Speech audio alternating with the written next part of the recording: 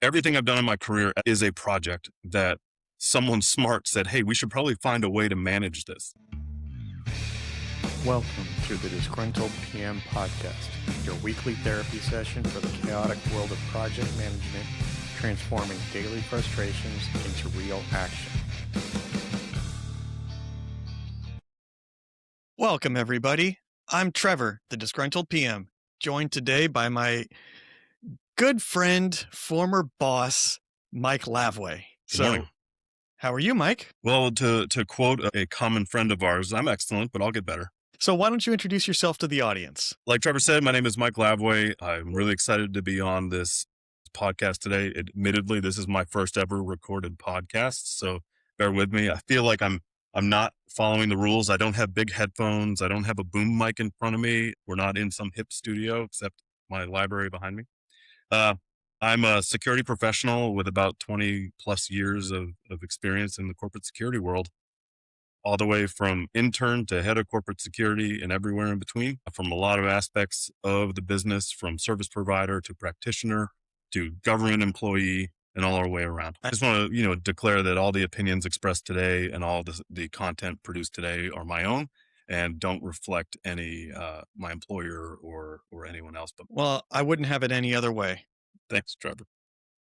So let's kick it off with something that you and I have talked a lot about in the past, and that's about how project management fundamentals are a key to success. Yeah, I think project management, what is everything we do at some level is a project. At some level, everything I've done in my career is a project that someone smart said, hey, we should probably find a way to manage this.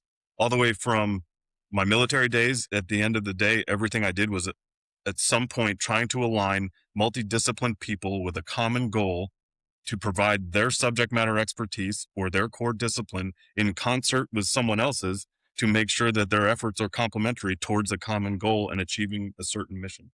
And I sort of realized every job I've ever had can be reduced to a series of projects.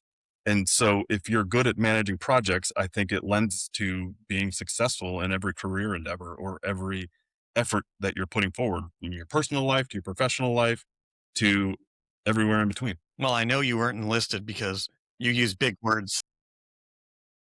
Wait a minute, I was enlisted for approximately 12 hours. I had to sign a DD-214 at the end of basic training to walk across Fort Benning to officer candidate school. And for that brief window, I was an E4 in the United States Army. Yeah, but you use too many big words there. I tried to. So your expertise is in physical security, and that's a very project-oriented industry because as you start out with any job, you want to walk through kind of how the process works of doing those jobs from bidding to walking it to everything in between there. So you mentioned officer versus enlisted. So no officer actually does anything. You see these hands don't do real work. These hands get other people to do work. And so what more than a project manager in that experience was I have to get people that are smarter than me, that are better than me at things to do things that I need them to do to fit the bigger picture. And so think of it like you're painting a picture, but you have every single person represents a single color. And you need to get all of them to paint their specific color and have it come out like a picture at the end. And in my security field, everything I've done in the industry at some level turned into managing a project. Even when I did sales, at some point in sales, you have to produce a proposal.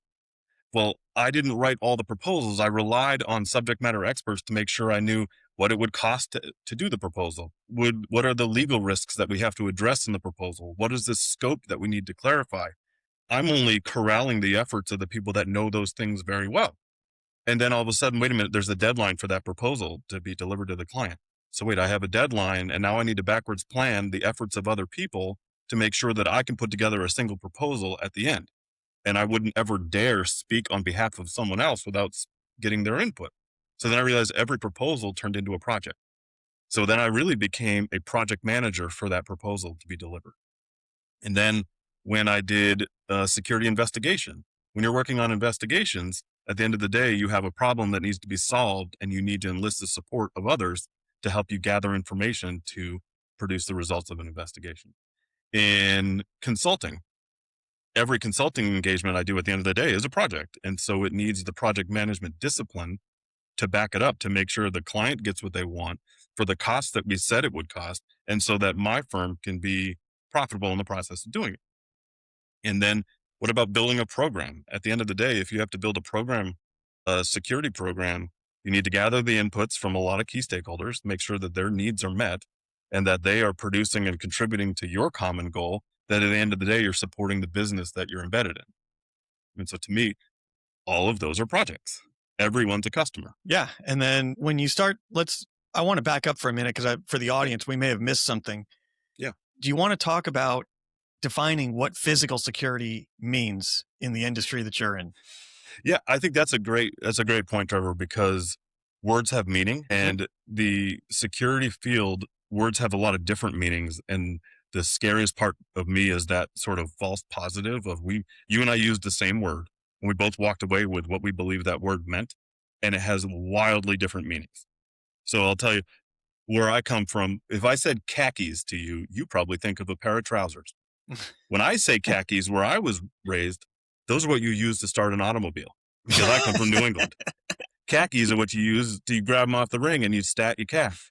So we both walked away with what we thought was a common meaning without anyone noticing that we didn't have the same meaning. Physical security to me means the technology and the systems that help protect a space, an asset, or the people inhabiting that space.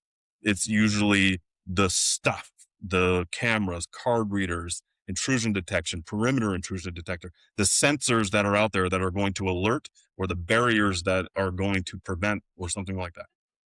Physical security to some people means the gates, guns, and guards. And security to them, physical security, is what I would probably call operational security. Those are the people involved in the system. But if we both said physical security, I have my definition, you have your definition, we both walk away thinking that we know what the other one's talking about, and we could be both wrong. And then when we meet in the middle, we're like, wait a minute, you and I did not come back with the same idea, and now we're way out of sync. So physical security to me means the systems and technology and products in place to support a security program. And that's what my specialty, that's what I've focused on most of my career. But if you were to put them in silos, though, neither will be effective without the other. So a person can't use security, physical security, if they're not implemented and designed with the other in mind. Exactly. And like when you said operational security, my first thought was keeping the information that needs to be proprietary inside the proprietary pockets.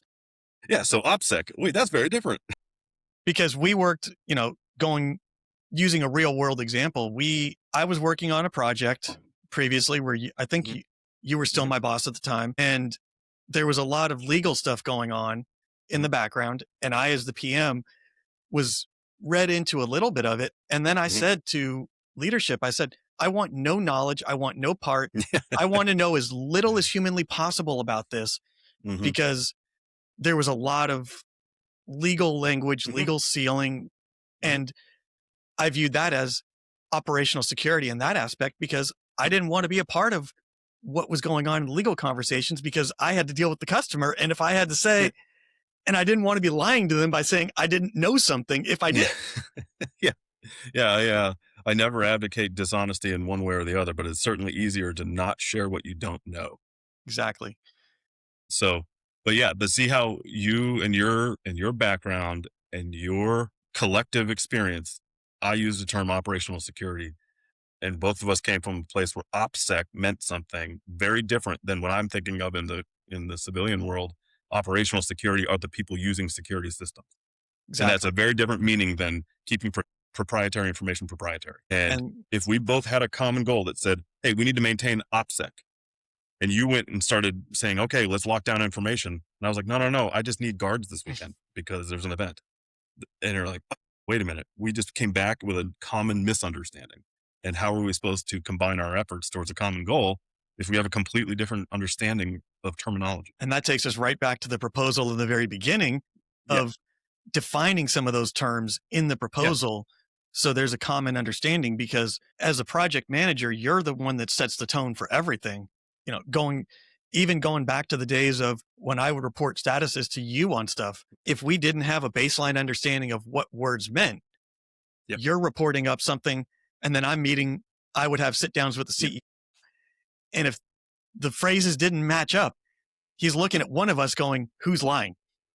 Exactly. Or it degrades trust. And so I'll give an example of working at a site where, in order to perform a part of a system migration, the readers in an elevator wouldn't be functional for a certain amount of time because there was an upgrade. The language used where it was the elevators will be down. The person receiving that information thought that meant that the elevators would not be functional. And that caused a complete stoppage of work. It's a 24/7 facility. I need the elevators as part of my operation. I can't go without elevators. We need to come up with a different plan. The person sending the information meant that the card reader inside the elevator was going to be down, which would mean during that period, the other person needed to add additional guard staffing to cover the elevators and check IDs until the readers were back up. Do you see the difference in terminology? It was a simple Yep. phrase, the elevators will be down. It caused a delay in the project of almost a month until we could decipher language between the reader in the elevator being down versus the elevator itself not being functional. And so I came into that project and said, let's pause for a second. Please explain what you mean when you said the elevators are down. Please explain the impact that the elevators were going down would mean to you. And when we got both of those parties together, we realized, wait a minute, this was all a misunderstanding. And what more critical to a project manager is it to make sure that everyone has a common understanding so they can go back and do their multidisciplined task. Where if I heard it correctly the first time, we could have saved, think about the cost of that delay. That delay had dollar signs to it, and it caused all the parties involved headache, and it had an impact to the bottom line. And all it could have taken was, for example, getting off an email and having a conversation and being curious instead of knee jerk, saying, hey, what did you mean when you say the elevators were down, instead of reacting to that and running. Like that, I think, is something that, to tie it back to project management skills, what is project management but effective communication? Effective communication is saying, what did you mean when you said that? Because here's what I hear. And boom, that could have been solved. And there's one other cost overrun that you didn't mention in that whole scenario, which is all the meetings that were had in that month of delay, Oh, yeah. Yeah. and all of the manpower, because Yeah. every person has an average pay per hour, whether Yeah. you're salaried, whether you're hourly, whatever it may be. And I'm sure those meetings weren't just one-on-one. So you start No, adding yeah. in all those people together in all those meetings, Yep. and it's opportunity cost in addition to physical dollar cost, Yep. because how many hours in those meetings in that month of delay to decipher this particular risk Yep. were wasted, that work could have been done elsewhere, and you're delayed on top of it. Exactly. And the one that's a little more subjective, where you can't really put a dollar sign or a metric to it, but the erosion of trust. The erosion of trust on both parties, where this is beyond business. This is human interaction, but how much human interaction conflict is really just a series of misunderstandings. Believe it or not, you're the disgruntled PM, but I am a professional pessimist. But I've learned that most people mean well.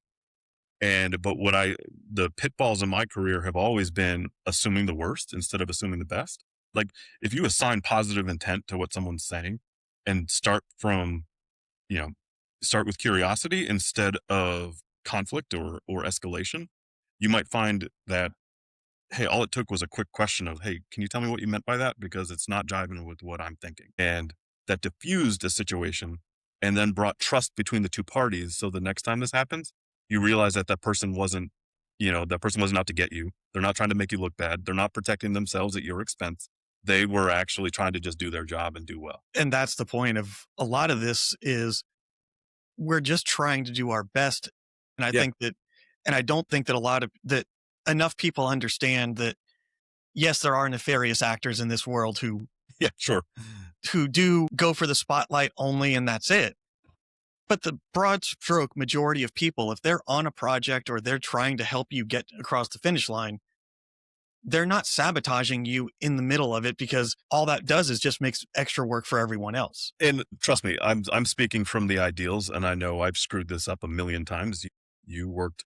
I don't like to say you worked for me. You worked with me, but you know the monuments to my failures. But at the end of the day, if you can identify and be honest with people, if that spotlight person is on your team, why not make sure that they get the spotlight, because you know that motivates them.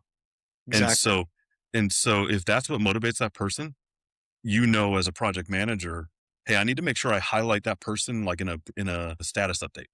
Hey, just so you know, Jane Doe or John Doe crushed it this week because they helped me do this thing. Now you just built trust with that person, that they're now a stakeholder partner, and it's just being self-aware. Like, hey, you know what? That person thrives on the spotlight. Why not make sure they get it in a way that helps them, you know, that's what motivates them. Where some folks, they hate the spotlight, and you know that in your status update, don't shine the spotlight on that person. They hate that. It makes them uncomfortable. Or and then that's how you build a team together to again want to help you and want to work for you. And like in my previous lives, I know that again, I'm speaking only from a series of consistent failures, but I've had the luxury of at least acknowledging them and seeing them of what I would have done differently. And I can tell there's so many times where I've had teams that I misunderstood motivations and ascribed the wrong motivation to someone. And then it made the relationship ineffective and unproductive. And this is, I want to, I've brought this topic up in this conversation that me and you had at one point, and I vividly remember it because it's actually something that's impacted me a lot in my career. So now I'm really putting pressure on you. Okay. Yeah. Let's hit me with it. It was at an In-N-Out in Dallas, and we were sitting there talking, and I remember I said, "Oh, I don't know much about physical security, and I was downplaying what I knew." Hmm. And you stopped me and talked to me about how you and I both have the same security certification, Hmm. and that, do you want to continue? I'm trying to remember, but when I say that and think of that, it's not so much that we have the same certification. So everyone's expecting you to know. And so stop downplaying it, because you're discrediting the certification that I worked really hard to get. So stop saying you don't know anything about it, because you're bearing the weight of both of our certification. So both of us fought and worked really hard to get that.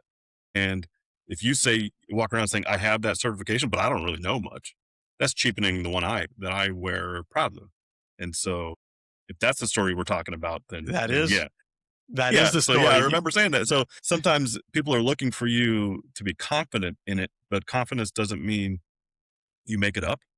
Confidence doesn't mean you fake it, but confidence might mean saying, you know what, I don't know that, but I can go look at it because I remember studying it, or something like that. So I don't know if you saw that as a positive thing or a negative thing, but I'm going to assume you found it positive. Well, it was very impactful, and in the industry for project management right now, the PMP Mhm. is a very hot button topic of Sure is. whether you should or shouldn't get it. And since you and I had that conversation, what, 5 years ago, Five 4 years, plus, yeah. something like that, Something ungodly like that, yeah. I have radically changed the way I look at my certifications and everything that I have, because it's not, as you put it, it's not just where the weight that I bear on my shoulders, it's everybody Mhm. else's. Yep, And just because I may not look at it as important, someone else could. So yep, downplaying that in a position of authority, meaning, yep. let's say, if you're an active voice, you're known in your community as the person who's an expert in your industry, and then you start talking about, well, I really don't know much, but I've got all these letters after my name. Yep. Then the person who's not confident starts thinking, well, what do I know if he doesn't? Yeah, especially in the knowledge industry. So again, PMs to me are knowledge workers of, we're hiring you because of the way you think. You as a project manager, you're investing intellectual capital into my project, and there's an expertise that you have to represent. And so if you were to walk in and be like, "Hey, I'm your new project manager," but I'll be honest with you, I don't know the first thing about managing projects. Well, wait a minute, I didn't hire you for that. And then if you have the certs and say that, like, there's one thing which is about saying being humble, which I think being humble is great. I don't walk around trying to say I know everything about everything. But sometimes people are looking for you to instill confidence in them. And instilling confidence in them is saying, yeah, I worked hard and earned that, for better or worse. But now I'm representing the collective pool of people that use that to leverage strength or leverage expertise. Yeah. And going back to what you just mentioned is something I remember about when I got the phone call from the recruiter for the role that I ended up taking from you. Was she said, I've never had a manager say this to me, but you don't, because when I got the call, I said, I don't know much about physical security. I've never worked in that industry before. And she said, the hiring manager specifically said he needs a project manager that can be taught, because he can teach you what you need to know about security. He can't teach you how to be taught. Exactly. And that's where what I saw, for example, what I saw in you was aptitude, and your skill set was in a skill set I was lacking. And so, like, I go back to my metaphor about a painting. You had a color that my palette didn't have yet, and my palette needed your color. I didn't need another version of that color. I needed yours to balance the others. And I think that's something that project managers could do better in as an industry, is treat what you do as a discipline in and of itself, and leverage the ignorance. And I use ignorance to mean just a lack of knowledge in a certain subject. Leverage that to be a better project manager, because there's two things that I think you get from that. When you walk into a room and admit you don't know about a certain subject, unrelated to why I hired you. So not like, hey, I've got this certification and I know nothing about that field. Different from that. I hire you as a project manager to manage making widgets. If you walk in as the project manager and say, hey, everyone, I don't know how to make widgets, explain it to me. That does two things. One is it forces the person to explain it in terms that anyone can understand, which I think makes communication more effective. And the second thing, it gives them a chance to showcase why they're smart at something. And so it almost allows people to be like proud of themselves. And so if you go in and say, I don't know what you do, tell me what you do, most people light up and want to tell you about what they do. So you as a project manager get to establish trust with that stakeholder because you ask them to explain their job to you. And you get a chance to hear it in terms that a layperson, when you're like, explain it to me so I can understand it, it sort of gets everyone on common terms, because every stakeholder brings their baggage and their language with them. IT uses something very different than marketing. Marketing uses something very different than finance. And so if you are the one that humbles yourself in front of the group and admits that you don't know something, the other people in the room get permission to admit that they don't know it either. And then you get to highlight the person that does know. And that's what I loved about you, is you came in and said, I don't know about that stuff. But I was like, now what you did was build trust with me, that you were honest. You represented your skill set and you highlighted your project management field. So we got the security part out of the way. And then we were able to focus on the part that I did need you to learn, but I could hire your aptitude instead. And you highlighted something there that I know I've talked about it a lot on the show and in my writings, and I know you've seen it firsthand, where I walk into a room and I say, I'm the dumbest person here because my expertise is in project management. Yeah, exactly. I mean, I've always tried to make sure I'm not the smartest person in the room. I just hate how easy that is sometimes. Yeah, exactly. It doesn't take much. No, not with you. It really doesn't. Burn, that cuts like a knife. Hey, I don't work for you anymore. That's right. That's right. So now we need to pause for a moment to share about my Patreon account that I have for the show, where for $5 a month, you can help fund this struggling podcaster. And for that $5 a month, you get access to the postmortem interviews, which, Mike, you're a part of. So in those, we're going to be discussing career-defining projects and how you rarely acknowledge the significance of them in the moment, because both of us have had career-defining projects, and I don't think that either one of us realized them in the moment, how significant they would be to the rest of our lives and our careers. And then the importance of not getting distracted by shiny objects. Yeah, absolutely. So I want to turn the tables a little bit, because usually I ask guests for embarrassing stories about themselves. I got plenty of those. But instead, I thought the audience might enjoy hearing some of the embarrassing Trevor stories when Mike was his boss. Well, embarrassing Trevor stories, man. I mean, based on your last comment before the commercial break there, I would just say it was all one sort of continuous career of embarrassment. I agree. I mean, I that's don't, why it's not, I don't want to call it an embarrassing Trevor story, but I'll highlight the, the joys of onboarding you. So onboarding you, I had to get you a laptop and was delivered to the wrong address. And I remember spending, again, the cost of firefighting. I remember having to get into a building that was vacant, using a neighbor to help me learn the landlord, to help figure out. I remember feeling like I was Jason Bourne by the end of the day, of all of the connections I had to get made to get into a building where a laptop was delivered to the wrong address and get it to you, but make sure you had a pleasant onboarding experience. And that was pretty fun. yeah, and all of that was for what, a $500 laptop? Again, the cost of poor quality, it probably would have been cheaper just to buy you a laptop, just from the labor expense to figure out how it was delivered to the wrong address. But no, I think we were on a team that was really special. And I thought that the team was special because we all had the ability be, to have fun and realize that the work was exciting and fun, but without some fun, it wouldn't have been worth it. And so the discussions back and forth, the bonding, I'm sure some folks that served on that team would disagree with me, but I sure as heck had a lot of fun with each other and making sure that I thought the best thing we did as a distributed team was gather just about once a quarter, physically gather in one spot and go out and just enjoy the proximity and enjoy the time spent together.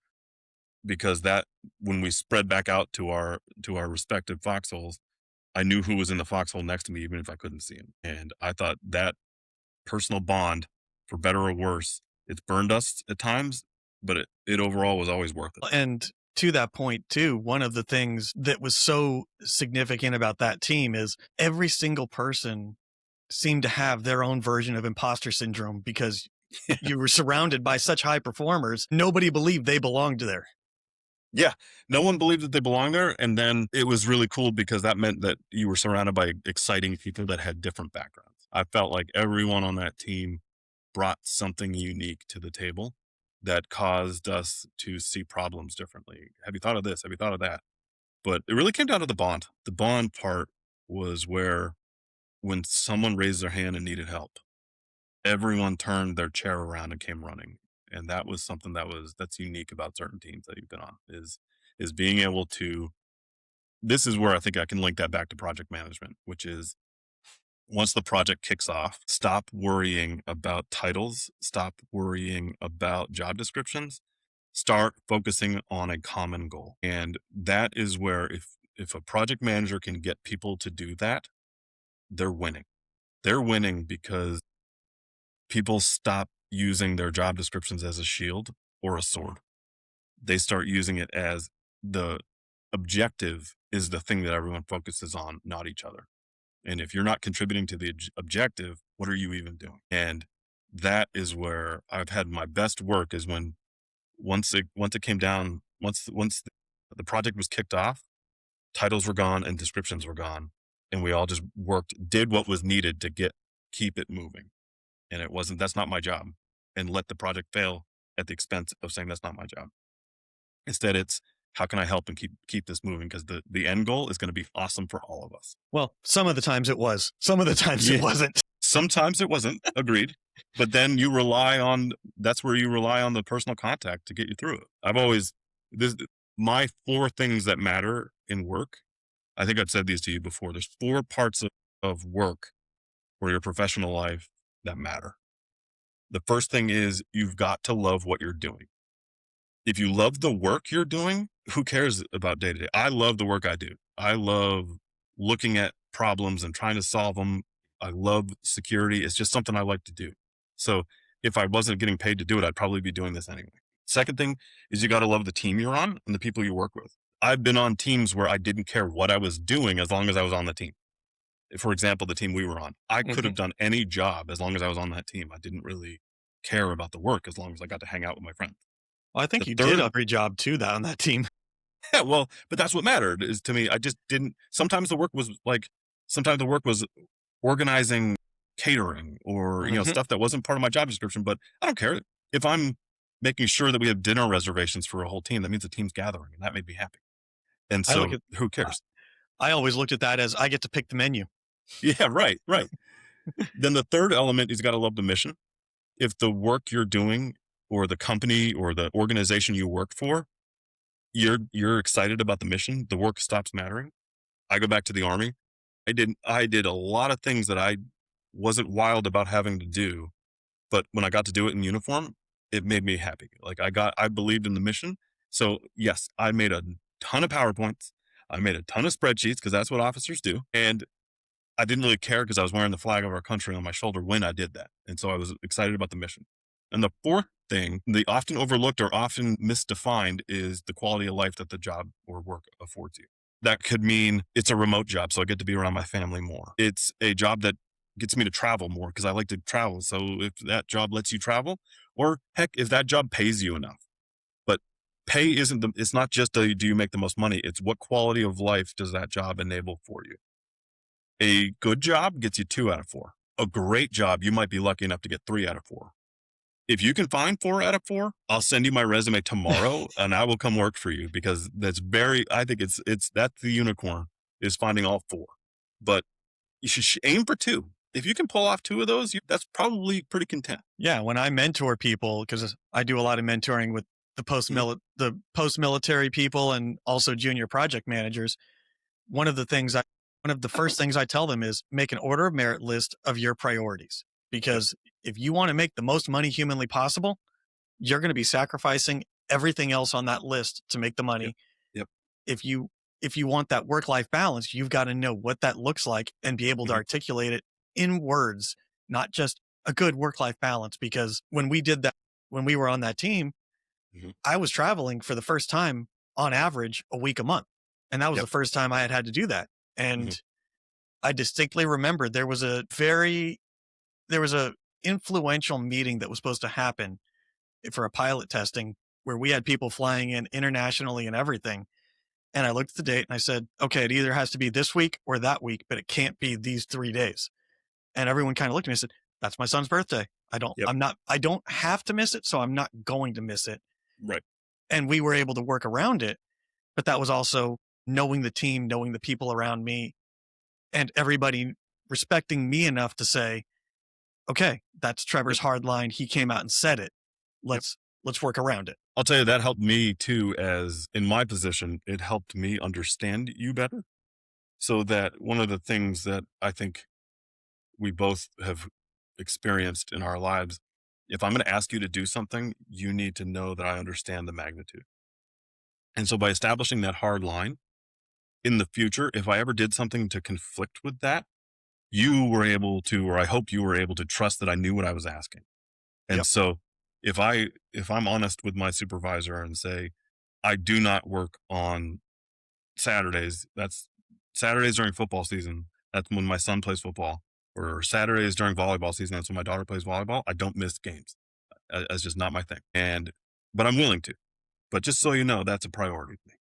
And then when my boss asks me to work that Saturday, I've established that rapport and trust with my boss that I know she or he wouldn't be asking if they didn't, if it wasn't that serious. And so when our combined, the boss that we both had, when he used to ask me to do things that stepped out of my comfort zone, I knew he knew me well enough to know what he was asking me to do. And then I trusted, be like, hey, it's that important. He wouldn't have asked. And I want to throw something else out too, because there was a point where, because our team was decentralized, you were the person that basically represented the team near the corporate headquarters, where we had a lot of testing going on and a lot of Mhm. things happening. And we'll say my project in particular had a lot of weekend issues. Sure. And we used to always, there was a point where you got visibly frustrated and just, I think you actually called me and said, I don't like coming to the office Sunday after church. I don't like having to do all these things, because we all chalked it up to that's what Mike's there for. But we didn't realize I don't think everybody realized the magnitude of what you were doing until you actually called me and spelled it out. And then The next time something happened, what did I do? I said, do you want me to catch a flight? Yeah, right. And I'll be honest with you, again, what motivates people, me being able to say it and know that it was actually heard, but all the more Sunday trips. Once, for me personally, all it took was feeling validated and knowing that the team acknowledged it, that it motivated me to go back. It made it suddenly okay again. And like you, I knew you were willing to catch a flight and be down there. And I was like, all right, he's willing. That's all I needed. I'm in now. I'm good now. Like I got it off my chest. I feel better now. I had my moment. I threw my tantrum and now I'm back. How many trips to New Jersey did I have to make? Yeah, right. And so that's what happens when you build trust and rapport. And I know I haven't always been perfect at it, but it's something I certainly try to do, whether or not it always lands. Well, and that's the key, is trying to build that rapport with your team. Yeah. And because if you, as the PM, you're the ringleader of the show, and you're not leading through authority, you're leading through influence. So Yeah, that's funny because this is where I've had an interesting. I feel like I break from the mold a little bit, not personally, but in my thought. What are we always trained? Lead from the front, lead from the front, lead from the front. Be the first one. I actually have this idea where I'm going to flip that on its head. Sometimes it's okay to lead from the back, and hear me out, because it feels like it violates everything we've ever been taught. But if you lead from the back, what you're doing is enabling people to be keeping them fed and fueled. If I am giving you all of the tools you need and eliminating noise, I'm going to allow you to go do your leading. If I can just get out of your way and support you, that's where I'm giving you the push up, as opposed, or, nudging you forward, as opposed to just saying, follow me and running. I feel like there's room for, occasionally you need to lead from the back. And that's not to protect yourself. It's to make sure that your people are growing and making sure that they are enabled to go be the leader themselves. And then your job is just to keep them fueled. My job is to make you more aerodynamic in your effort and let you be independent and autonomous and enabled and empowered, as opposed to just saying, follow me and running. I think if I just do the follow me approach, I don't know when you're slipping. Because I'm only looking forward. I'm not paying attention to your needs. You just have to yell loud enough for me to hear you and turn around.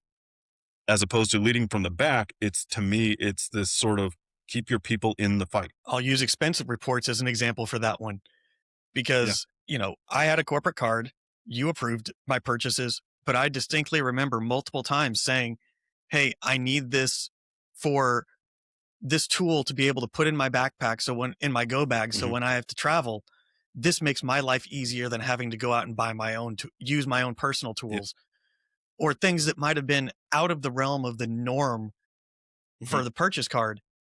I knew that I could come to you and say, hey, Mike, I need this.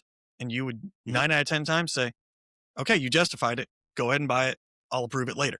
And that's that example of leading from the back, because you never asked me, what do I need to be more effective? You said, if you need something, let me know. And then back to I like lists, but again, I haven't always been great at this, but I've always wished I was better at asking 3 questions when you come to me with a problem. Do you need to just gripe for a minute? Do you need to vent? I'll sit here and listen. Do you need advice? Do you want me to tell you what I think you should do? Or 3, do you need me to do something? And that's when you give me 3, that's where it turns from leading from the back to leading from the front.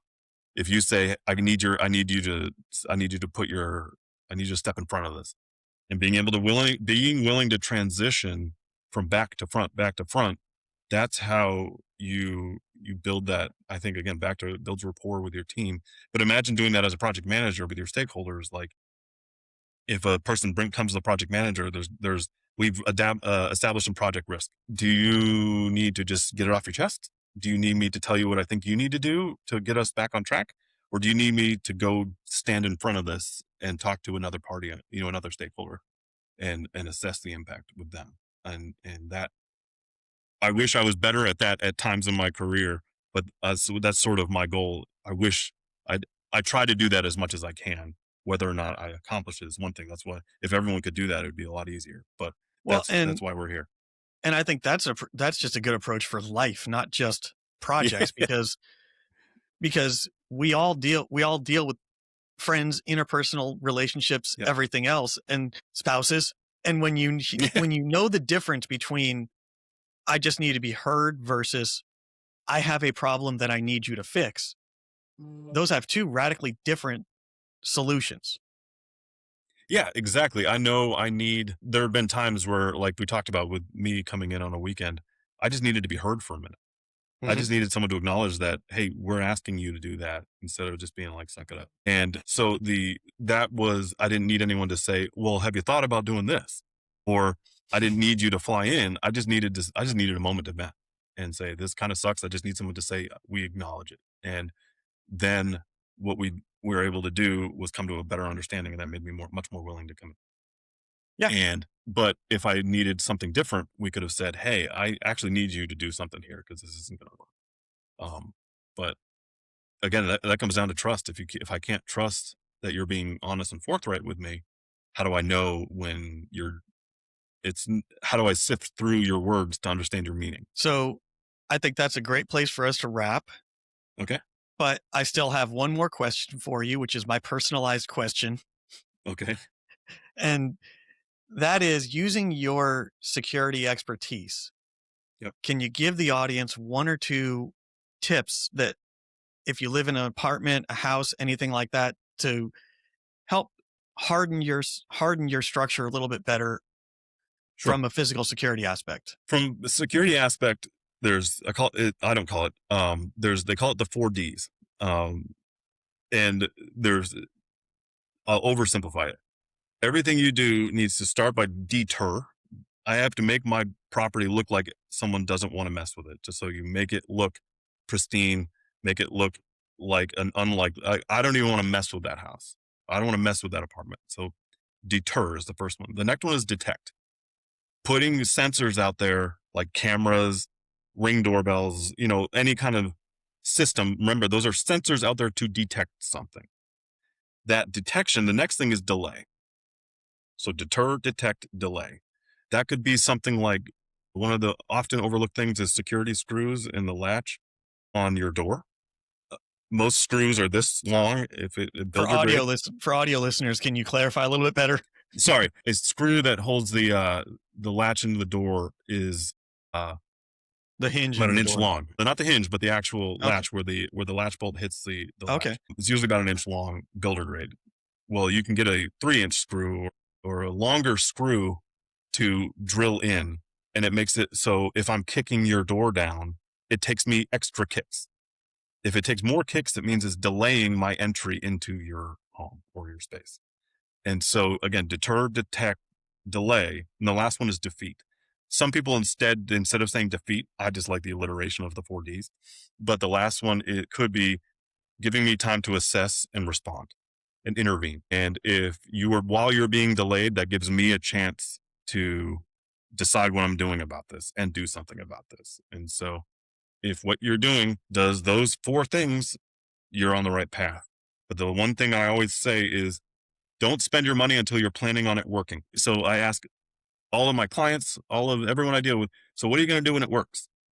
A camera for example, won't stop anyone. A camera it's a passive sensor. A contact on a door is a passive sensor. What's your plan for when it does its job and detects the thing that you expected it to do? What do you do when your camera detects a person in a space that you don't want people? Well, crap, I thought that was the stopping point. Like, no, the camera is just telling you, it's informing you. You should have a plan for what you're going to do once you're informed. Because the information, going back to the old GI Joe days, knowing is only no. It's only half the battle, right? And when you need the plan is not the time to formulate the plan. Yes, that's just something that we always talk about too in security. That we used to Yep. talk about in security is, okay, well, what is it going to do for you if you have all this information? Yeah. What are you doing with it? What are you doing with the information? Because the longer you wait, the more stale it becomes. Right. And once you've been informed, if you already have a plan, that's a grooved path. You will settle into the grooved path as opposed to saying, okay, now there's someone in that space that they're not supposed to be in. What do I do? Crap. I haven't planned for that yet. I thought I installed all this stuff. Well, wait a minute. All that stuff is doing its job.